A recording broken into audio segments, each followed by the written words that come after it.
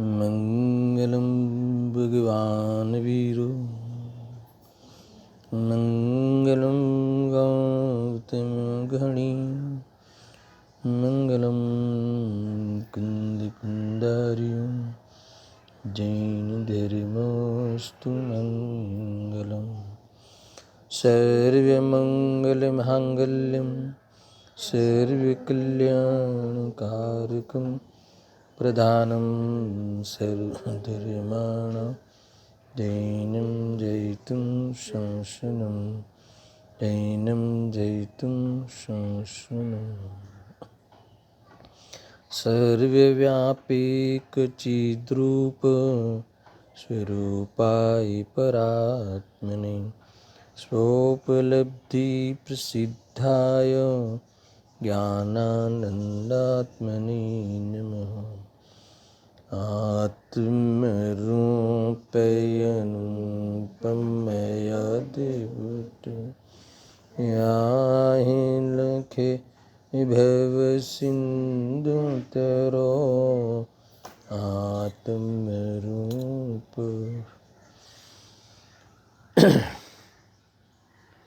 प्रवचन सार सुपरिणाम अधिकार की 90 गाथा पर स्वाध्याय चल रहा है।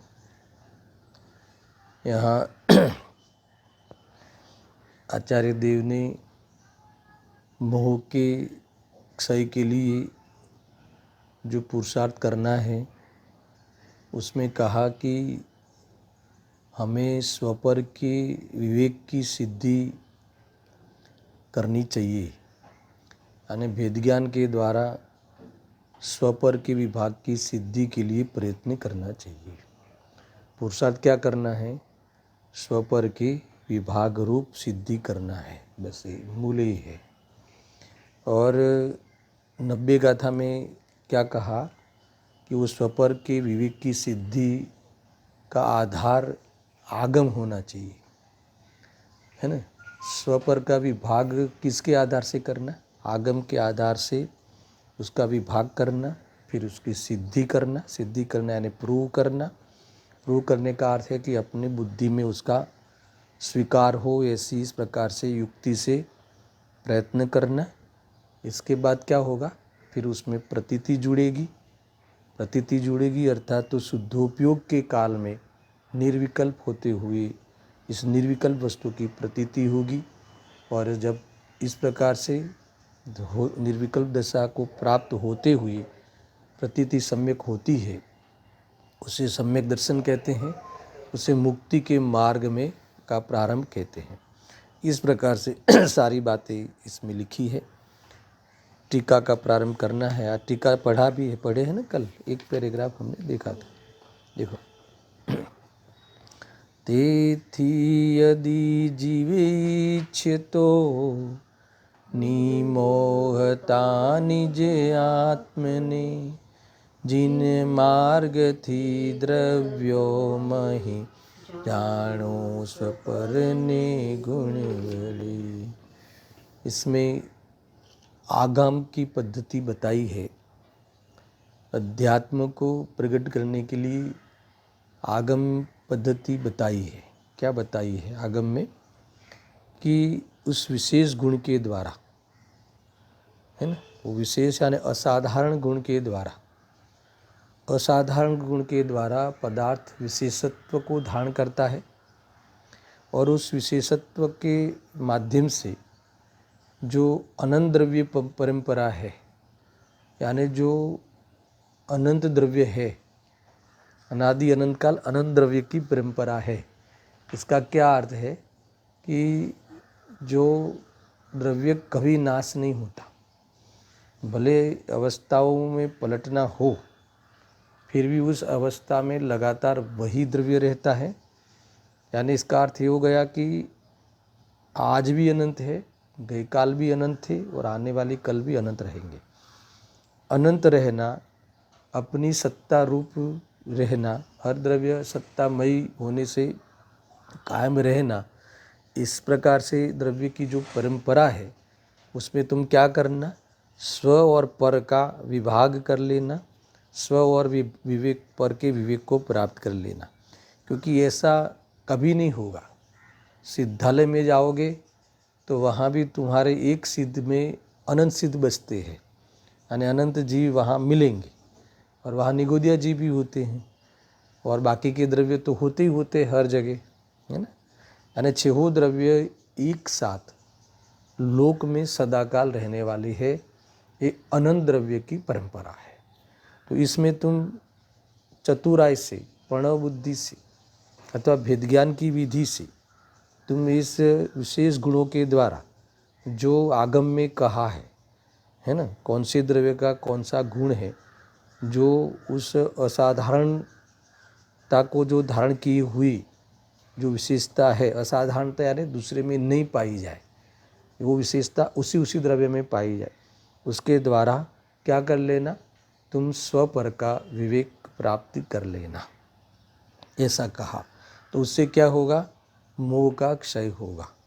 कुल मिला के कहते हैं कि मोह का क्षय करने के इच्छुक पंडित जन आगम कथित अनंत गुणों में से असाधारण और भिन्न लक्षणभूत गुणों के द्वारा अनंत द्रव्य परंपरा में यह स्वद्रव्य है और यह परद्रव्य है, ऐसा विवेक करो, ऐसा कहा। तुरंत कहते हैं कि जो कि इस प्रकार है। अब दूसरा पैराग्राफ प्रारंभ करता हूँ। कल दूसरा पैराग्राफ आए थे ना टीका का, तो दूसरा पैराग्राफ में क्या विषय है कि उस स्व और पर में विवेक धारण करने के लिए कहा, तो किस प्रकार धारण करें। यद्यपि इशारा तो कर ही दिया, विशेष गुण के द्वारा तुम विभाग कर लेना, फिर भी उसका प्रयोग उसमें कैसे करे, दोनों का विभाग कैसे करे, किस विधि से करे, उसका प्रकार इस दूसरे पैराग्राफ में है। बहुत बड़ा पैराग्राफ है टीका का, देखो। सत और अकारण होने से स्वतः सिद्ध अंतर्मुख और बहिर्मुख प्रकाश वाला होने से स्वपर का ज्ञायक, ऐसा जो यह मेरे साथ संबंध वाला मेरा चैतन्य है ना। पहले स्व का इस प्रकार से परिचय कराते हैं। एक एक कथन को अपन यहाँ खोलेंगे। मैं सिर्फ पहले पढ़ता हूँ जहाँ तक पूर्ण विराम आवे, इसके बाद फिर आगे पर के लिए वापस उसी में ही एक बड़ा कथन लिखा है। पहले स्व का कथन क्या किया, स्व पर का विभाग करना है ना, तो स्व को कैसे पहचाने और पर को कैसे पहचाने। तो स्व की पहचान के लिए क्या लिखा कि सत और अकारण होने से स्वतः सिद्ध एक, अंतर्मुख और बहिर्मुख प्रकाश वाला होने से स्वपर का ज्ञायक, ये दूसरी विशेषता, दो प्रकार से वस्तु का स्वरूप बता।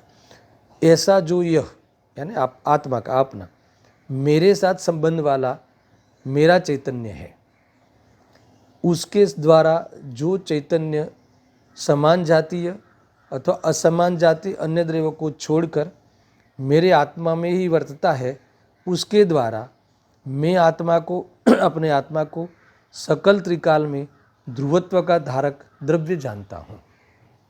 ये विधि बताई, आपको थोड़ी कठिन लगेगी। मैंने कल कहा था ना, शब्द थोड़े कठिन होंगे, वो शब्द के प्रास थोड़े कठिन होंगे, मगर बहुत अहम बात करी है, यानी किस प्रकार से सद्रव्य को धारण करता है अथवा किस प्रकार से स्वद्रव्य का ध्रुवत्व रूप धारक अपने स्वद्रव्य को जानता है। स्वद्रव्य को कैसा जानना, स्वद्रव्य को किस प्रकार से जानना, और फिर बाद में दूसरा जो पूरा विषय है वो परद्रव्य को किस प्रकार से जानना। यानी कल काफ़ी बात हुई थी, आगे 89 का थम भी बात हुई थी कि अकेले परद्रव्य को जानना है, ऐसा नहीं।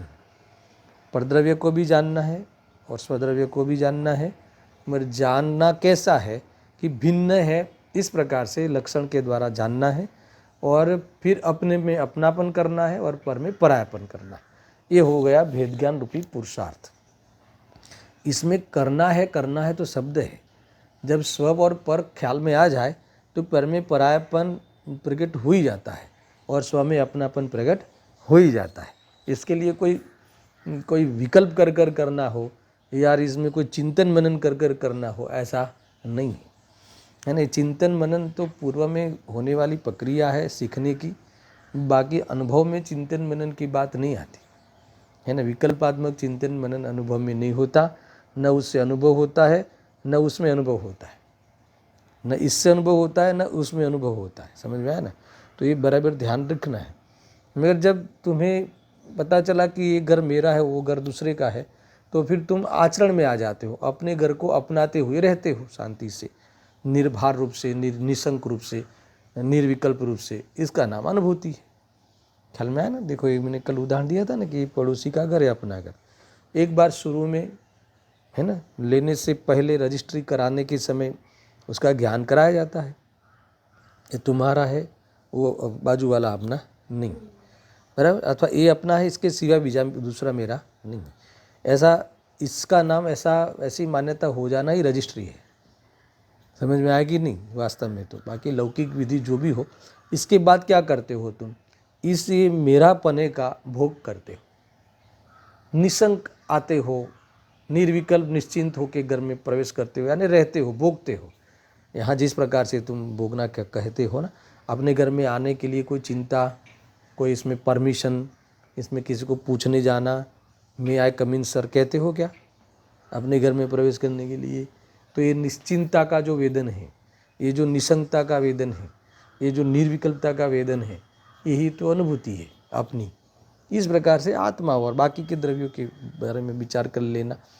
तो ये इसमें अब एक एक कथन में पढ़ता हूँ। देखो, पहले अपने बारे में, अपने आत्मा के बारे में पहले इसकी हयाती, इसकी सत्ता सिद्धि करते हैं। देखो, सत्ता की सिद्धि निरपेक्ष रूप से करना बहुत जरूरी है ना? जब द्रव्यों के सत्ता की सिद्धि हो जाती है तो उसके बाद उसमें समानता का भावासन होता है, और फिर सत्ता की सिद्धि होने के पश्चात जब उसमें विशेषता के द्वारा भिन्नता का अनुभव होता है, भेद ज्ञान का, तो अपना पराया का ख्याल आता है। अपने पराया का ख्याल आवे तो दूसरों के प्रति अधिकार जताना और अपने के लिए दूसरों की अपेक्षा रखना, ये सारा मोह, ये सारा दुखी होने की सोच छूट जाती है। बस यही मोक्षय का उपाय है। सिंपल है ना? कोई देखो, ये बहुत भारी नहीं है।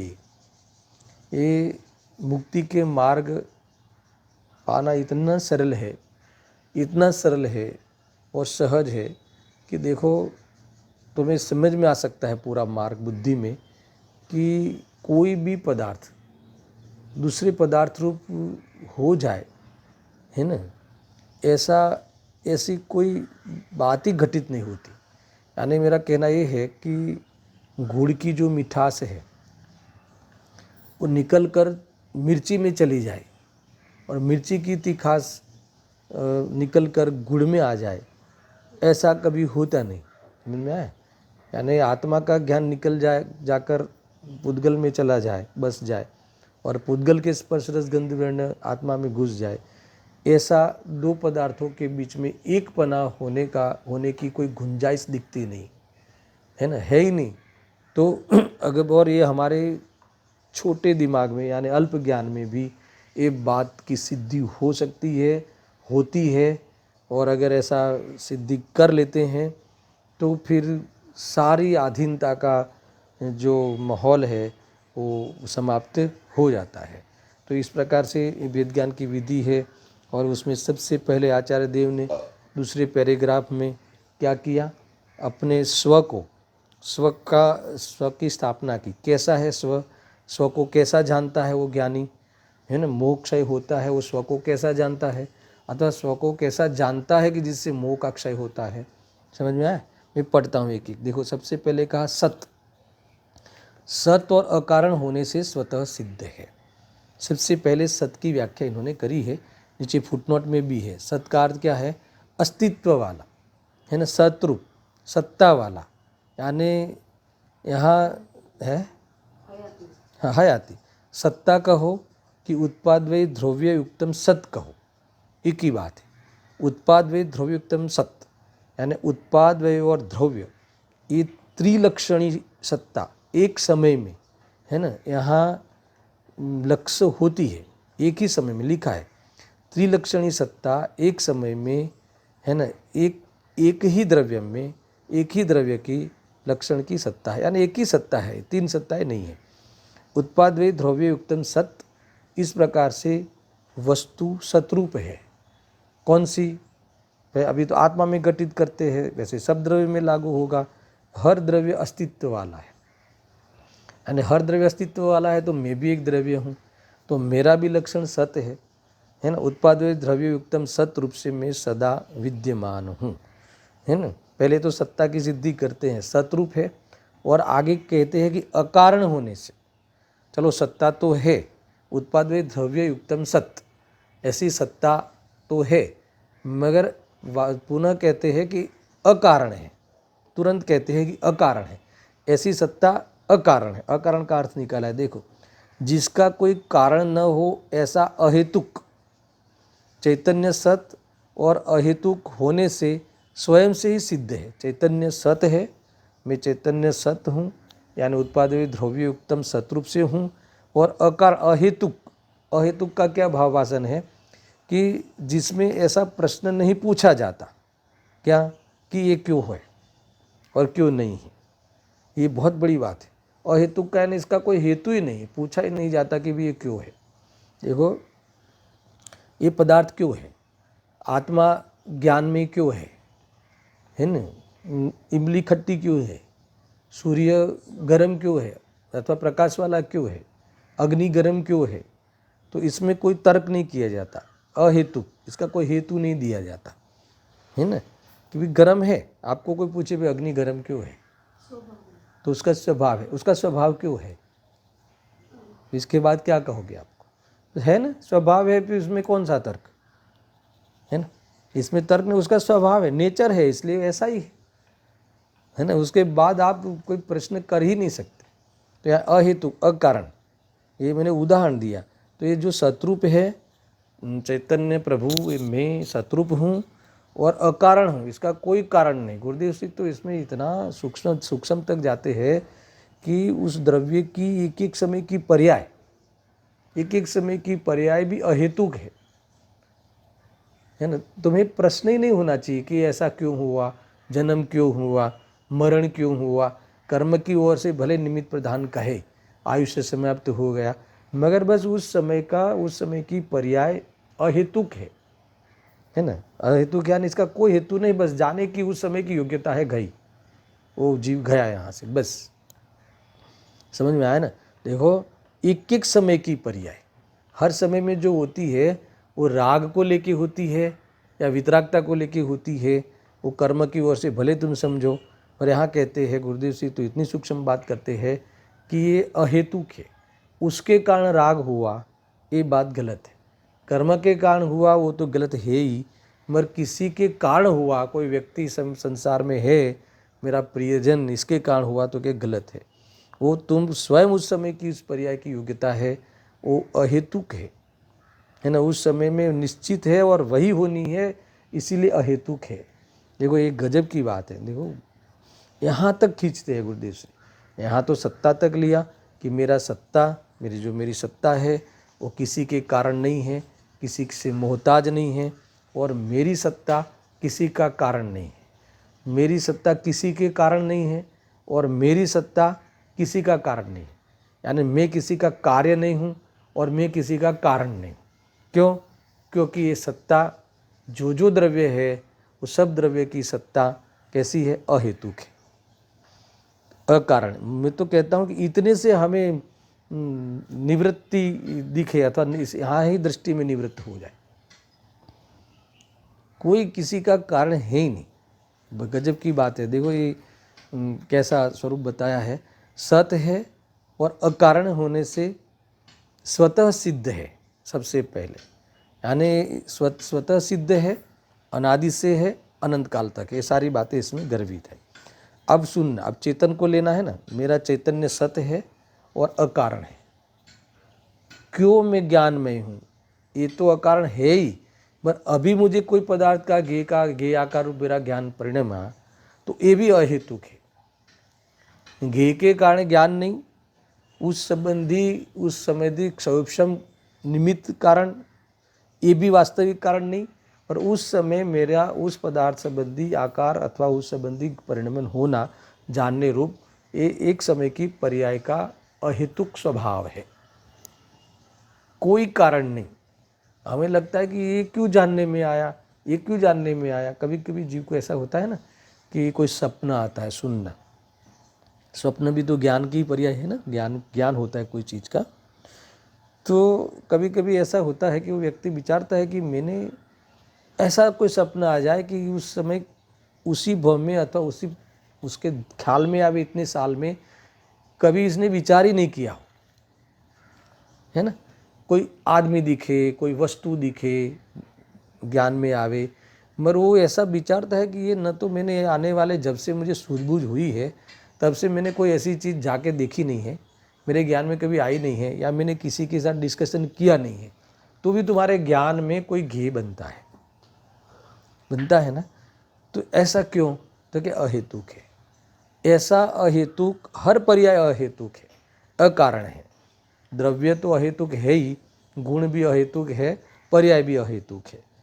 उत्पाद वे ध्रुव्यात्मक सत्य, ये सतरूप है, और सारे की सारी सत्ता एक समय में त्रिलक्षण वाली ये सत्ता है ना, ये त्रिलक्षण बताए, वो सारे के सारे लक्षण रूप जो सत्ता है, अथवा उत्पाद है, व्यय है या द्रव्य है, वो सब क्या है, अहेतुक है।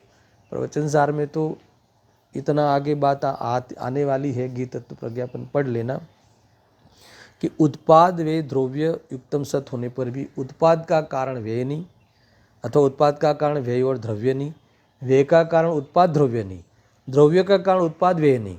इतनी निरपेक्षता, इतनी स्वाधीनता वाले अंश, ऐसी निरपेक्ष सत्ता, युक्तम सत्य, एकमात्र इस प्रकार से हयाती रूप से रहने वाला द्रव्य, हर काल में तीनों लक्षण के साथ पाया जाना, तीनों लक्षण के साथ उसका अस्तित्व होना, यही उसका सत्स्वभाव है, इसका नाम द्रव्य है, यही इसका द्रव्यपना है। ख्याल में आया।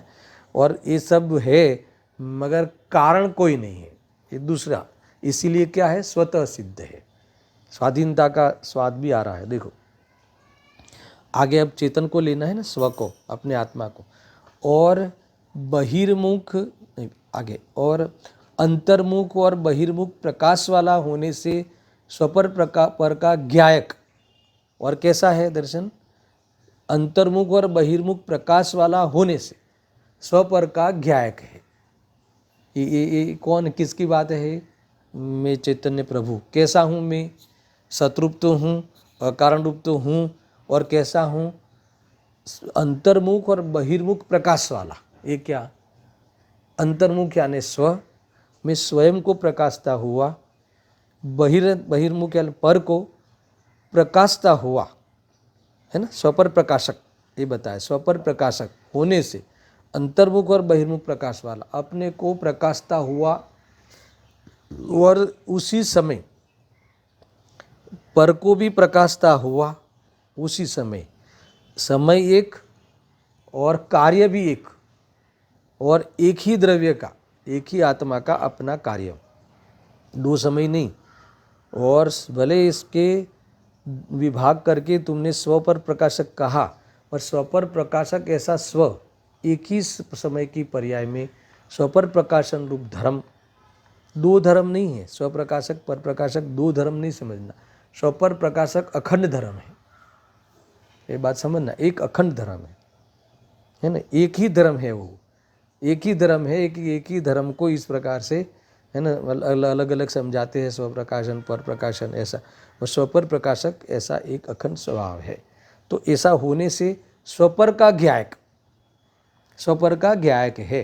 देखो यहाँ ऐसा है कि यहाँ ज्ञान ही ज्ञायक है, सुनना बराबर समझना, ज्ञान को ही ज्ञायक कहा, यानी देखो एक ज्ञायक तो वो है ना, त्रिकाली ध्रुव भगवान आत्मा, ये अपना चैतन्य स्वरूप जो है उसको एक तो ज्ञायक कहते हैं, वो तो ज्ञायक है ही।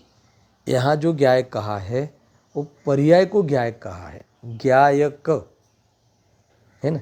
तो क शब्द है ना, दर्शन क प्रत्यय लगा है, तो क प्रत्यय का अर्थ क्या है, ज्ञानम करोति इति ज्ञायक, समझ में है ना, जो ज्ञान करता है इसलिए वो ज्ञायक है, और वो जो ज्ञान क्रिया है उसकी ज्ञप्ति क्रिया है। सुनना, ये जो फिर से ज्ञान करोति, ज्ञानम करोति इति ज्ञायक, ज्ञान करता है, ज्ञान क्रिया को करता है, इसलिए इसका नाम ज्ञायक पड़ा है। छठी गाथा में भी है, ठीक है। पर्याय को भी ज्ञायक कहते हैं।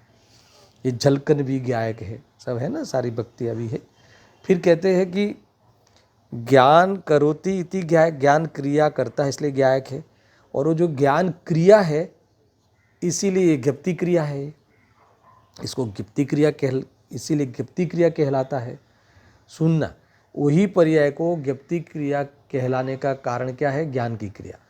और वेद ज्ञान की ओर से वह प्रज्ञा कहलाता है ना, वो पर्याय प्रज्ञा कहलाती है। फिर से ज्ञान क्रिया होने से ज्ञप्ति क्रिया कहलाती है। वेद ज्ञान की ओर से वही क्रिया है ना प्रज्ञा कहलाती है। और ज्ञान करता है, वो पर्याय ज्ञान करती है, इसलिए उसको ज्ञायक कहा गया है। इतनी सारी बातें हैं, कितनी एक साथ में कितनी बातें समझ में आती है। यानी ये कहते हैं आचार्य देव कि ये सत्य है, और सत्य है और कैसा है? अकारण है। और दूसरा इसलिए स्वतः सिद्ध है, अंतर्मुख बहिर्मुख प्रकाश करने वाला होने से स्वपर रूप ज्ञायक है। ऐसा कौन है? ऐसा मेरा चैतन्य, ऐसा आप सुनना, ऐसा जो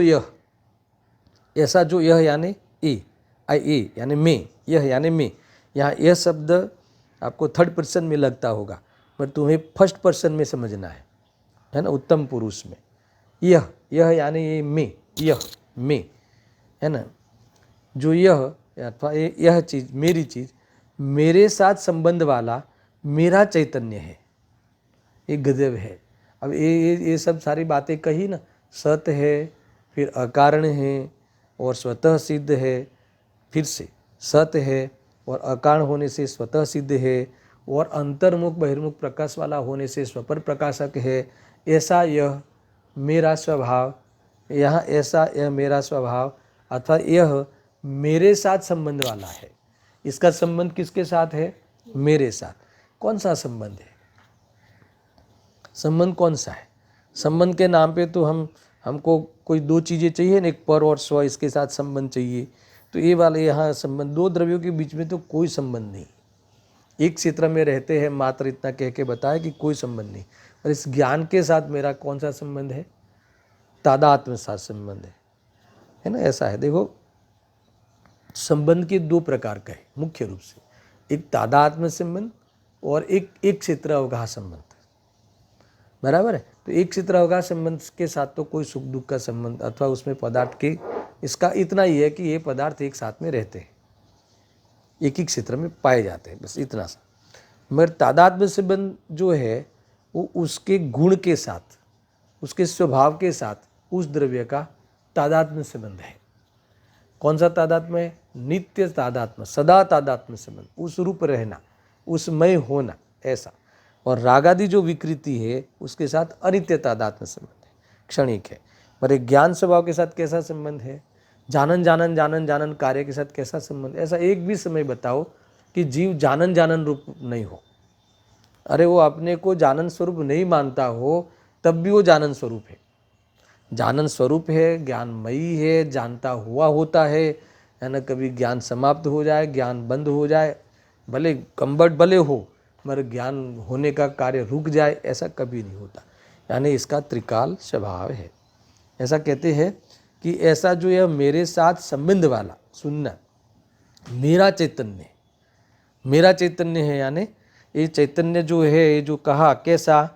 सत्य वाला, अकारण रूप, स्वतः सिद्ध, अंतर बहिर्मुख प्रकाश करने वाला, स्वपर प्रकाशक, ऐसा स्वपर ज्ञायक रूप से ऐसा जो मेरे साथ संबंध रखने वाला है, वो मेरा ही चैतन्य है। अरे मैं ही हूँ, ये मेरा कहकर तो समझाना है। अरे यही मैं हूँ, इसके अलावा और कोई मैं हूँ ही नहीं, ऐसा सुनना। इसके द्वारा अथवा इस लक्षण के द्वारा अपने साथ अभिन्नता की, क्या की?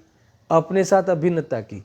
और इस विशेष गुण के द्वारा पर के साथ पृथकता सिद्ध हुई।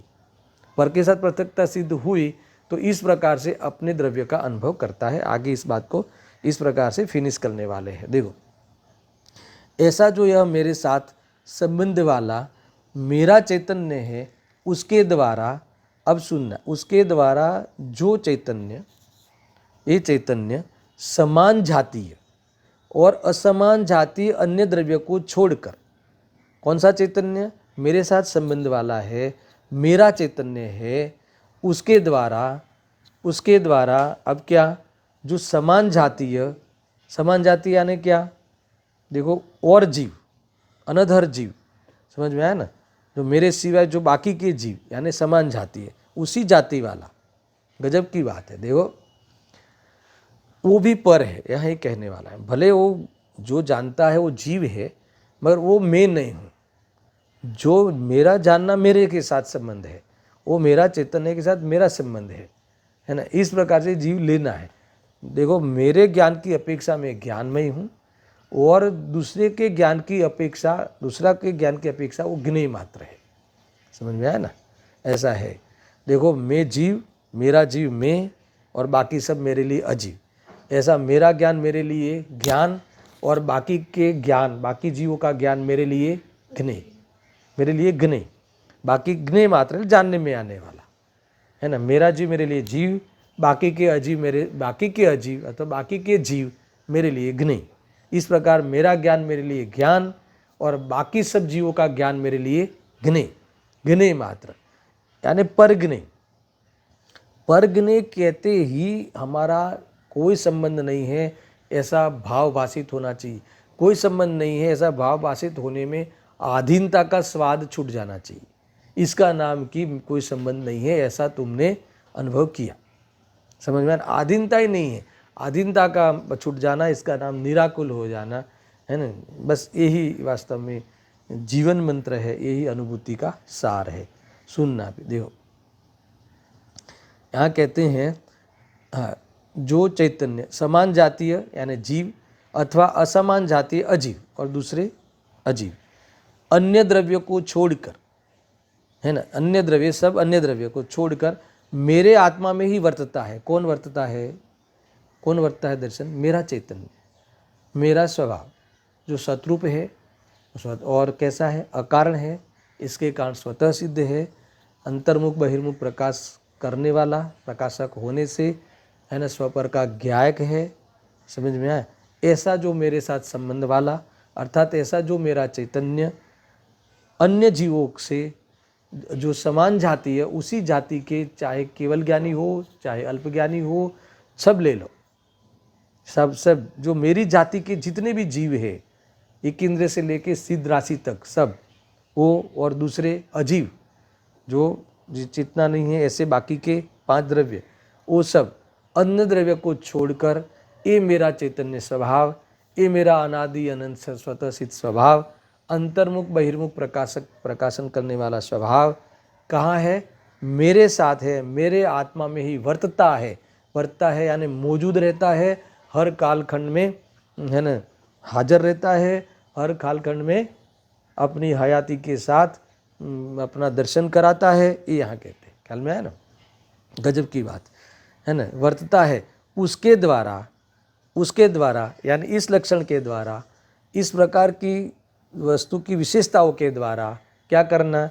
मैं अपने आत्मा को सकल त्रिकाल में ध्रुवत्व का धारक द्रव्य जानता हूँ।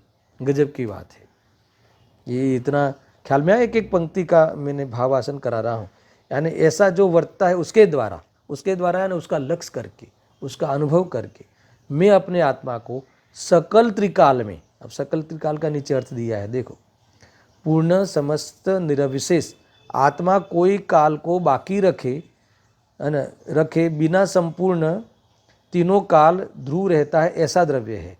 कोई काल को बाकी रखे ऐसा नहीं होता, आत्मा कोई काल को बाकी रखे बिना, पूरा लेना, इसको तोड़ना नहीं संधि, एक्चुअली ये दोनों शब्द साथ में रहना चाहिए और चेंज हो जाता है। आत्मा कोई काल को बाकी रखे बिना संपूर्ण तीनों काल ध्रुव रहता है, ऐसा द्रव्य है। आया ना, तीनों काल ध्रुव रहता है। कौन सा ध्रुव है ना?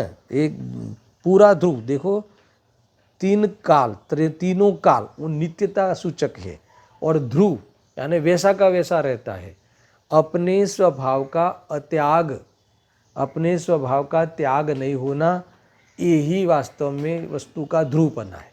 अब कौन सा स्वभाव है दर्शन? यहाँ अगर चेतन की ओर से ले लेवे तो ज्ञान स्वभाव है, और द्रव्य की ओर से लेवे तो द्रव्यत्व गुणत्व पर्यायत्व स्वभाव है। तो इस प्रकार से ये स्वभाव सदा काल है। समझ में आया? यानी देखो, अपने स्वभाव का त्याग तो करता नहीं, इस अपेक्षा से तो ध्रुव है ही। और दूसरा जो क्षणिक ध्रुव, जो पर्याय भी जिस काल में जो होनी है वही होती है, खिसकती नहीं, वो भी उस समय का क्षणिक ध्रुव है। समझ में आया ना? वो भी उस समय का क्षणिक ध्रुव है। यानी इस प्रकार से द्रव्यत्व गुणत्व पर्यायत्व को लिए हुए इस अपने ध्रुवत्व को धारण किए हुए अपने को जानता है। यानी अपने को उत्पाद द्रव्यात्मक रूप से पूरा सत को जानता है, द्रव्यत्व गुणत्व पर्यायत्व लिए हुए धारण करता है। यानी मैं किसी भी प्रकार से जाति की अपेक्षा तो पर से भिन्न हुई, मगर अपने गुणत्व पर्यायत्व के साथ मेरा द्रव्यत्व होने से, है ना, उत्पाद में द्रव्यत्व तो एकदम सत होने से दूसरे पदार्थ के साथ मेरा किसी भी प्रकार से संबंध नहीं है। मेरा संबंध मेरे साथ है, रहने में, बदलने में, बदलते हुए रहने में। समझ में आया ना? अपने अनंत गुणों के साथ सदा काल रहने में, हर हालत में रहने में, मैं वास्तव में मेरे साथ इस प्रकार का नित्यत्व वाला संबंध होने से, एक काल में त्रित्व को प्राप्त मेरा इस स्वभाव होने से, इस प्रकार से मैं अपने को ध्रुवत्व धारक द्रव्य जानता हूँ। ऐसे जानना चाहिए अपने को। जो अपने को ऐसा जानता है, फिर कोई कहे कि चलो तुमने तो तुम्हारी परिपूर्णता, तुम्हारी पूरी ताकत, पूरा तुम्हारा सामर्थ्य सब तुमने जान लिया, तो आगे आचार्य देव कहते हैं कि ये तो तुमने अपने को, ये स्वप्रकाशक तो तुमने जान लिया, ऐसा तो तुम सबके लिए जानोगे ना। तो तुम अपने गुण स्वभाव से, तुम अपने स्वभाव से अभिन्न हो, तुम अपने स्वभाव से सदाकाल अभिन्न हो, ये आया ना। तो ऐसे जैसे अंतर्मुख बहिर्मुख प्रकाश वाला होने से स्वपर ज्ञायक ऐसा चैतन्य मेरा है, मेरे साथ संबंध वाला है, तो हर जीव का चैतन्य संबंध उस अपने अपने जीव के साथ संबंध वाला है। इतना ही नहीं, उनके जो विशेष विशेष गुण हैं, बाकी के 5 द्रव्यों को भी, वो भी किसके साथ है? अपने अपने द्रव्य के साथ। इस भांति जैसे मेरा संबंध, मेरे चैतन्य का संबंध मेरे साथ है, वैसे उस द्रव्यों का, उस जीवों का चैतन्य का संबंध उसके साथ है।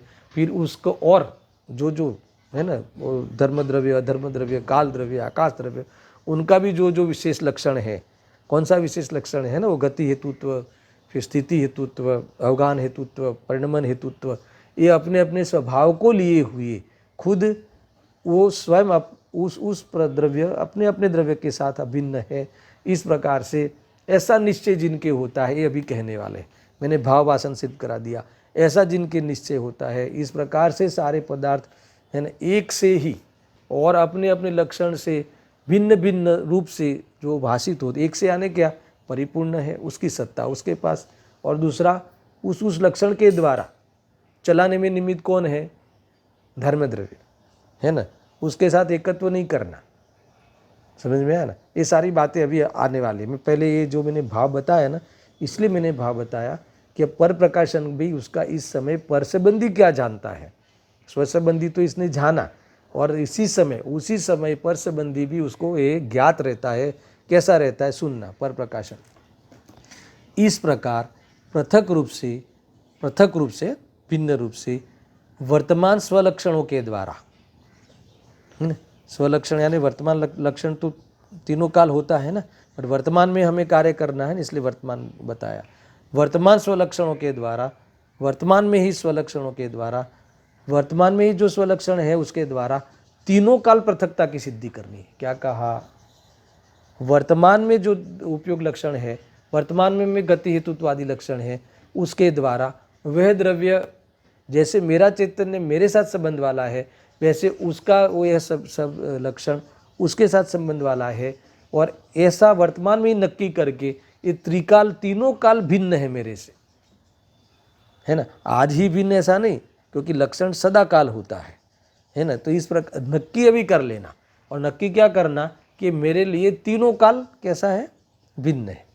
दर्शन, तुम मेरे लिए तीनों काल भिन्न है, यानी तुम मुझे कुछ दुखी किया होगा या सुखी किया होगा, या फिर तुम बाद में सुखी करेगा, ये बात ही सिद्ध नहीं होती। इसीलिए किसी द्रव्य की अपेक्षा रहती नहीं। कोई कहे ना, नहीं अभी बालक छोटा है, बड़ा होगा तब सुखी करेगा, तो ये कहते हैं कि उसका सुख उसके साथ अभिन्न है, मेरा सुख मेरे साथ अभिन्न है। और ऐसा वर्तमान में पर सब द्रव्य भिन्न भिन्न है अपने अपने लक्षण के द्वारा सिद्ध कर लेना, और वर्तमान में ऐसा लक्षण से नक्की करके तीनों काल भिन्न है ऐसा अनुभव करना। इसीलिए मुझे कभी किसी की आशा नहीं है, यानी सुख न मैं अभी दुखी हूँ किसी से, न मैं कभी दुखी होऊंगा।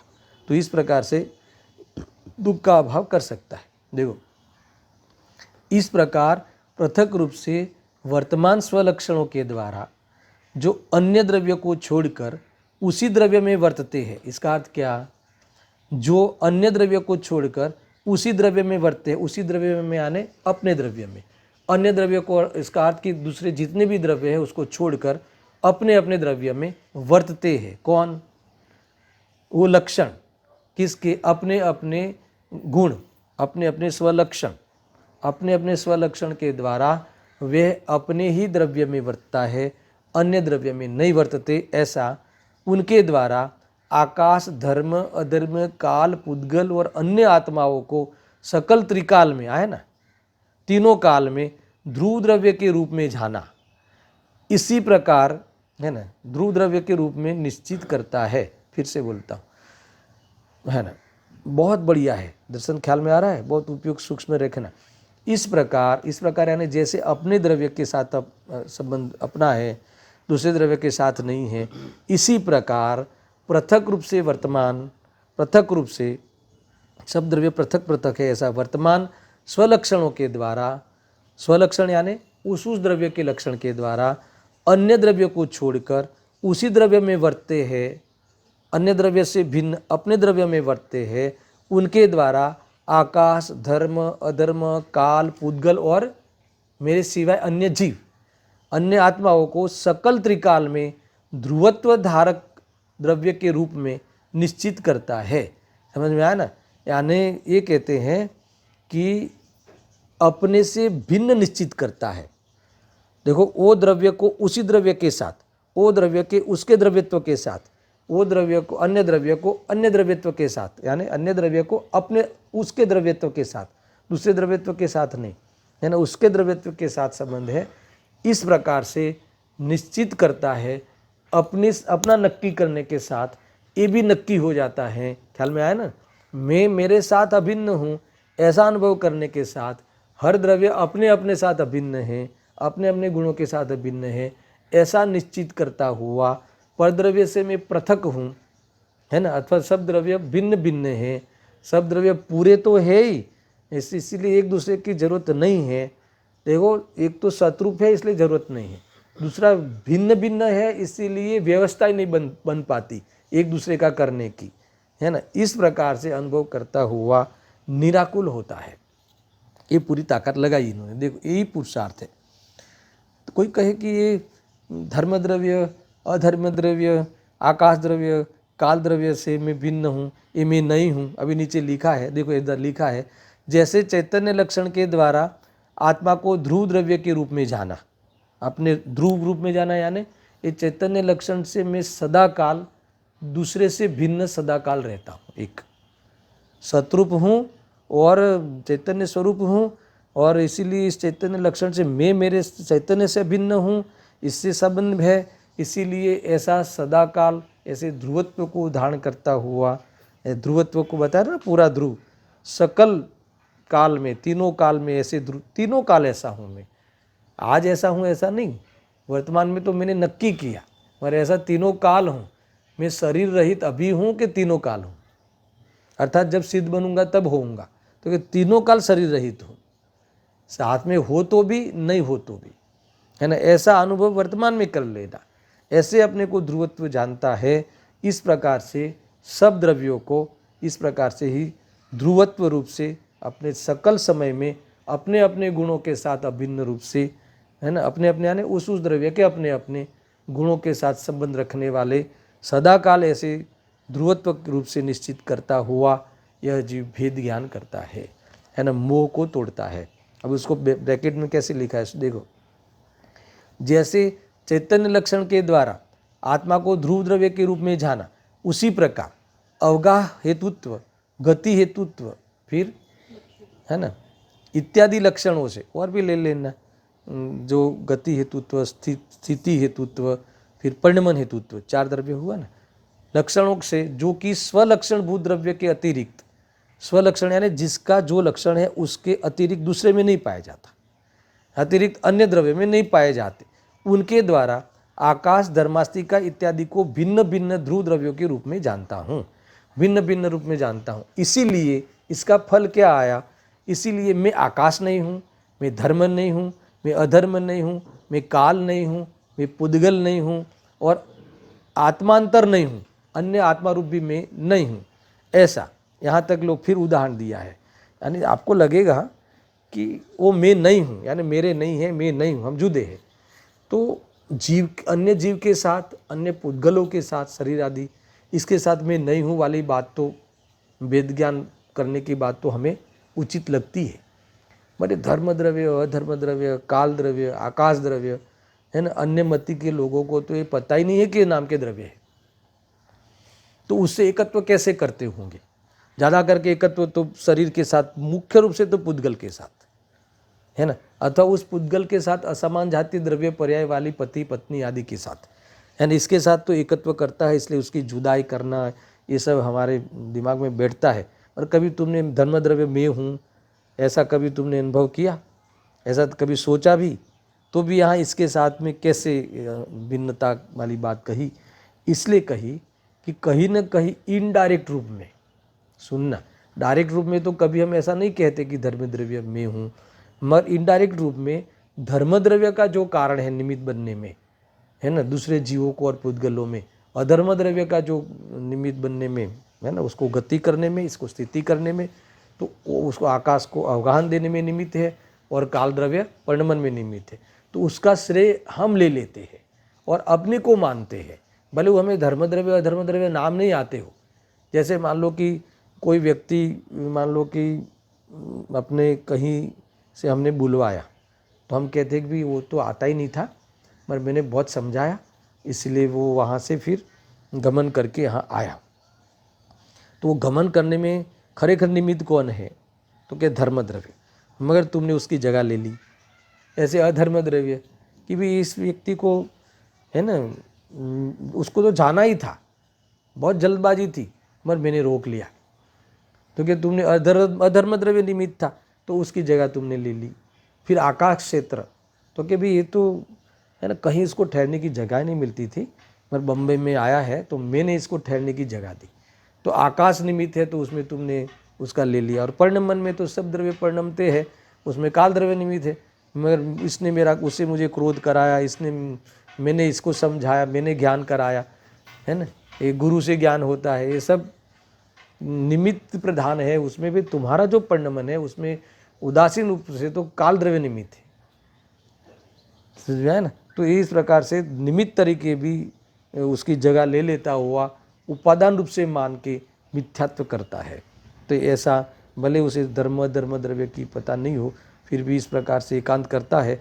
तो आचार्य देव ने कहा कि वो स्वलक्षण भूत, अपना अपना लक्षण के साथ अभिन्न होने से है ना, वो सदा काल इस लक्षण से सहित है ना, तीनों काल इस ध्रुवत्व को प्राप्त है, अपने गुणों के साथ, अपने कार्यवंत अर्थ क्रियाभूत के साथ क्या है, तीनों काल वो ध्रुव है, ऐसा निश्चित करता है, निर्णय करता है। इस प्रकार से अपने से भिन्न जानता है ना, अपने से पृथक जानता है। पृथक जानने का अर्थ ये है कि इसके साथ कोई भी संबंध की कल्पना नहीं करना, इसका नाम है पृथक जानना। ऐसा अनुभव करते हुए निराकुलता, स्वाधीनता का स्वाद लेते हुए निराकुल होता है। देखो ऐसा, मैं आकाश नहीं हूँ, मैं धर्म नहीं हूँ, मैं अधर्म नहीं हूँ, यानी द्रव्य की बात है, मैं काल द्रव्य नहीं हूँ, अन्य आत्मांतर भी नहीं हूँ। क्योंकि एक उदाहरण दे दिया, मकान के एक कमरे में जलाए गए अपने दीपकों के प्रकाशों की भांति यह द्रव्य इकट्ठे होकर रहते हुए भी मेरा चैतन्य निज स्वरूप से अच्युत ही रहता हुआ मुझे पृथक बतलाता है। क्या कहा? यानी उदाहरण दिया कि एक कमरे में अनेक लाइट, अनेक दीपक साथ में ले जाओ तो हमें एक से लगेंगे, है ना, यानी ये सारा प्रकाश एक ही लगेगा। पर जैसे कोई दीपक को वहाँ से ले जाते हैं, बाहर ले जाते हैं, तो वो प्रकाश उस दीपक के साथ जाता है, क्योंकि उससे च्युत नहीं है। और यहाँ एक दीपक का प्रकाश जितना अंधेरा हो जाता है उतना कमी आई ना, तो उसका अर्थ ये है कि यहाँ वो दीपक का प्रकाश नहीं रहा तो इसका अर्थ है कि वो प्रकाश उस दीपक के साथ अभिन्न है। तो इसकी सत्ता उसके दीपक के साथ है, उस प्रकाश की सत्ता। प्रकाश का उदाहरण लेके सत्ता की सिद्धि करते हैं। अन्य दीपकों की सत्ता यहाँ एक साथ होने पर भी न्यारी न्यारी है। इस प्रकार से एक ही है ना लोक में रहने पर भी सब द्रव्यों की सत्ता न्यारी न्यारी है और भिन्न भिन्न है। इस प्रकार से ये बात यहाँ कराई है और स्वपर के बीच में भेद ज्ञान की विधि बताई है। देखो अंत में निष्कर्ष, इस प्रकार जिसने स्वपर का विवेक निश्चित किया, बस स्वपर का विभाग निश्चित किया, किसी भी प्रकार से संबंध नहीं है ऐसा नक्की किया, ऐसे इस आत्मा को विकारकारी मोहांकुर का प्रादुर्भाव नहीं होता। इसको फिर मोह का अंकुर है ना, मोह उत्पन्न ही नहीं होता, ऐसा आचार्य देव कहते हैं। मोक्ष है कि ये स्वपर प्रकाशक की विधि का उपसंहार करते हुए भी बहुत ऊंची बात करी है। अब भावार्थ पढ़ता हूँ। कल मैं गुरुदेव जी का प्रवचन थोड़ा 15 मिनट लेते हुए फिर आगे की गाथाओं में प्रवेश करूँगा। देखो यहाँ क्या कहते हैं, स्वपर के विवेक से मोह का नाश किया जा सकता है ना, स्वपर के यथार्थ विभाग करके है ना, इस युक्ति से उसकी सिद्धि करके मोह का नाश किया जा सकता है। वह स्वपर का विवेक किसके आधार से करना है, आगम के द्वारा स्वपर के लक्षणों को यथार्थतया जानकर किया जा सकता है, बस इतना ही है। कैसे करे, तो लक्षण को जानकर। लक्षण कहाँ से समझे, तो कि आगम के आधार से समझे और समझकर फिर विभाग करे। विभाग करके जो खोटा भ्रम है एक दूसरे के साथ अपनत्व एकत्व ममत्व करने का, वो दृष्टि छोड़े, मोह का क्षय करे, स्वरूप में लीन रहे, तो रागादि भी अभाव हो जाएगा, जीव मुक्ति हो जाएगा।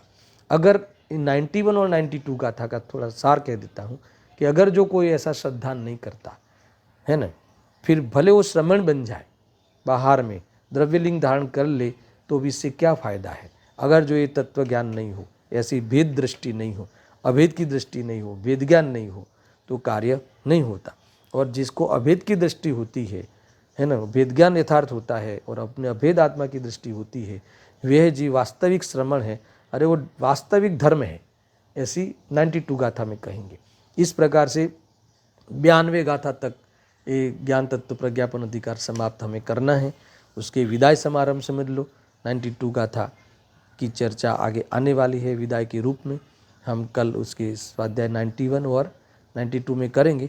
एक 10-15 मिनट हम गुरुदेव जी का ये 90 वाली जो गाथा है ना, उस पर थोड़ा विचार करेंगे, बाकी की चर्चा आगे कल करेंगे। सहजानंदी शुद्ध स्वरूपी अविनाशी हूँ आत्मस्वरूप, सहजानंदी शुद्ध स्वरूपी अविनाशी हूँ आत्मस्वरूप, सहजानंदी शुद्ध स्वरूपी अविनाशी हूँ आत्मस्वरूप।